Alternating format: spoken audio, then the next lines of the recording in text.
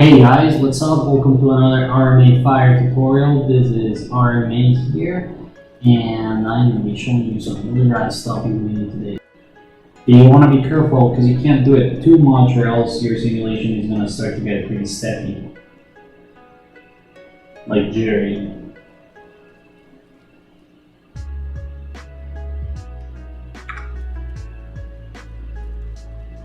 Alright, so what I'm doing here is with your middle click, you see that the color is on the points. I want it to be on my attributes, on my primitives. So with this, I am taking the color on original class point and turning it into a primitive.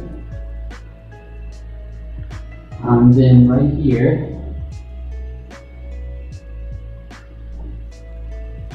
what this is doing is grouping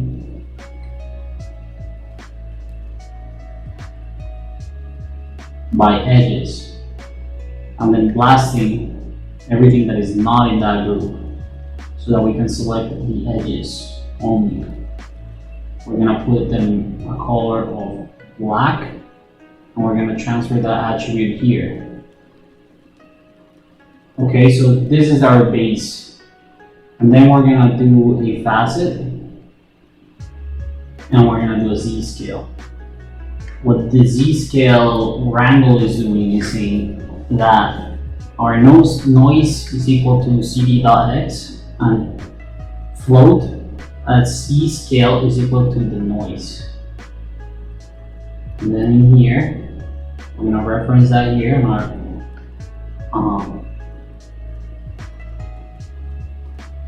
our Z-scale. So this by default is off. You'll see that if I turn that off, all of the primitive attributes are going to be flattened out. But if I turn this on, what's happening is that each shade of white to black, it's extruding the geometry at different heights.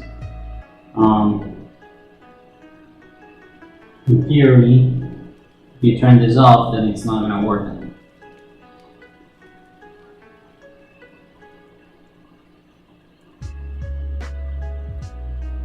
You middle click, you'll see that.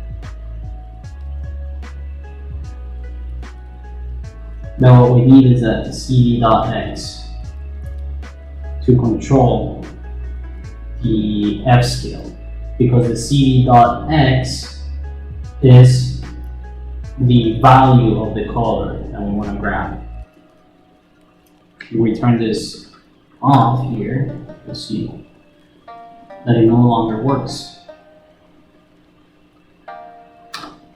So we're saying at noise is equal to cd.x. F scale is equal to at noise. Or we could do cd.x here and turn this one off here. Just improving what I did. So F at Z-scale is equal to at cd.x. So f being a float value, Z-scale being, so basically, alright, let me sketch this out for you guys.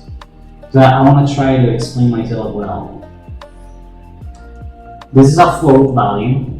A float value contains only a one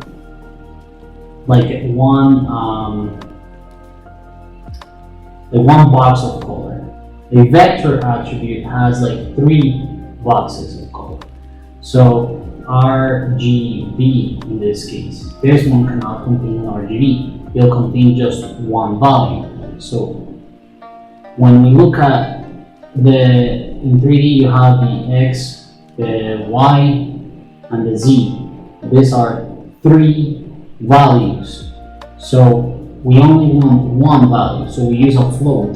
That value is the Z being this axis here. So we want the height. The height would be a float value. And then we want the color.x to be equal to the height to grab the information. So the CD zd.x will be essentially a value of 0 to whatever amount. 0 meaning that it's black, and any amount meaning that like it goes all the way up to 1 being the brightest, the ones that are way up here. So if we map this here, the values of black are on the bottom of our value list, and the values of white are here. Okay, I hope that makes sense. And then, so we tell the poly extrude that we want the z-scale to control the height. So it's gonna grab those color values and then just like based on those move these pieces.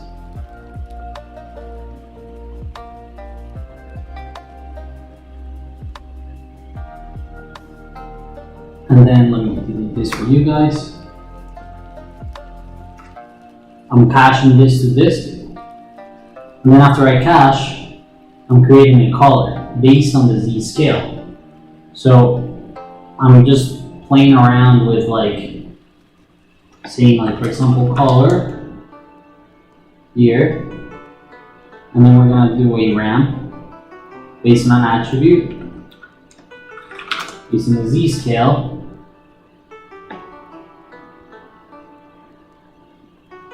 Oh, I want to make it primitive. And then as you can see, you can control kind of like the values of the height, kind of what we were talking about earlier. So the values of the height can be, you can see it here. We're tweaking them and coloring them based on that height. So I chose these ones that I thought that were kind of cool. And then I'm promoting this color attribute from a primitive to a point. As you see here, the color is a primitive attribute, and then right here it is a point attribute so that we can actually render it. So we create our materials, and then we're gonna do a selection of some of them, because I mean this is pretty heavy to render, so that way I can show you guys what I did with the materials. So we're just gonna select a couple like this, just a little line of them, and delete everything but this line. Okay, we're gonna come back. We're gonna enable this, and I enabled the tessellation so that they have subdivisions of render time.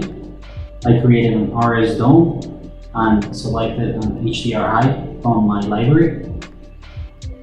And I am turning it off from the viewport and turning it off from the background. Let's see what I'm doing on the material.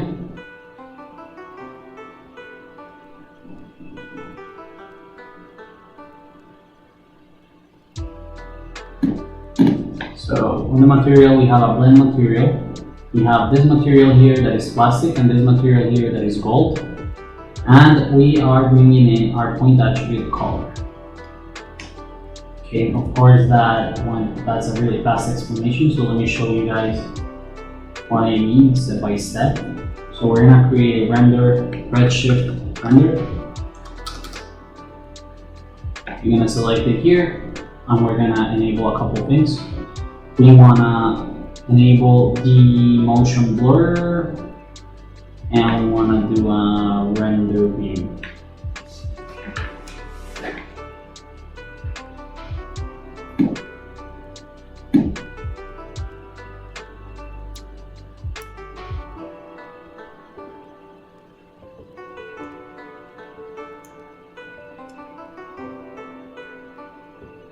Let's render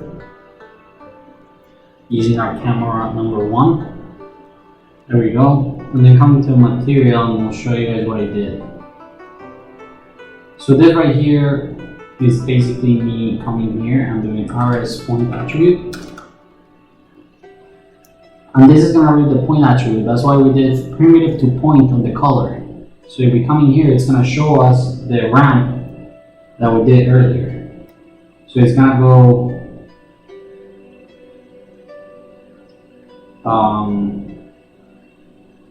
it's gonna show us the ramp, but it's gonna show us the actual color, like CD.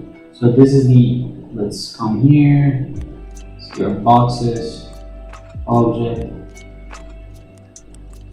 our color in here is what we should be seeing here. Let me reload, see if something. Actually, what I'm gonna do is I'm gonna turn off the tessellation here so that it renders a little faster.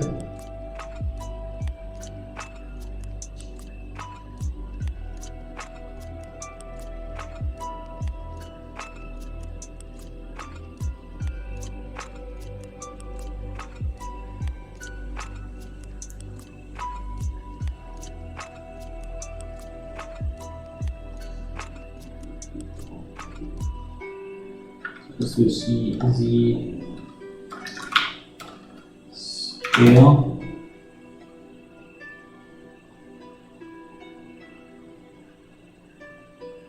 Well, it's not going to show it because it's a primitive attribute. CD is our color.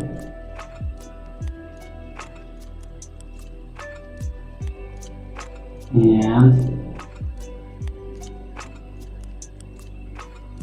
this is the mask that I am doing to mask out one material from the next. So basically, the way this works is you have one material, meaning whatever color, whatever material, whatever color, and you do a black and white to reveal from one material to the next. Okay, so for example, like if you come here and you look at the boxes here, this is my one material, the base material. It looks wacky because we have the tessellation turned off. But this is the material one, which is a plastic, which is default plastic. And with default plastic, I'm using particle attribute lookup. I'm pointing that into the diffuse color so that it gives me the colors that we were referencing earlier. I'm honestly not sure why it's showing white here, but it should show this. The colors identical to the ones that we're seeing on the viewport. So that is correct there. And then I am connecting that to the other material, which is just a simple gold. So I just gold and I change the reflectivity so that it looks more interesting. And then I'm creating a black and white matte, which is basically also what I'm doing is grabbing the color, then making it black and white by saturation to 0, and then a ramp to control the intensity of how I'm gonna map it. And whatever is black grabs the material from the top, meaning that it goes gold, and then the other ones are the colors that we have. So I'm gonna delete everything else here. I'm not gonna need any of this. And then we stop this, come back to here for object, enable tessellation. That's gonna make the render look real nice. Turn this off.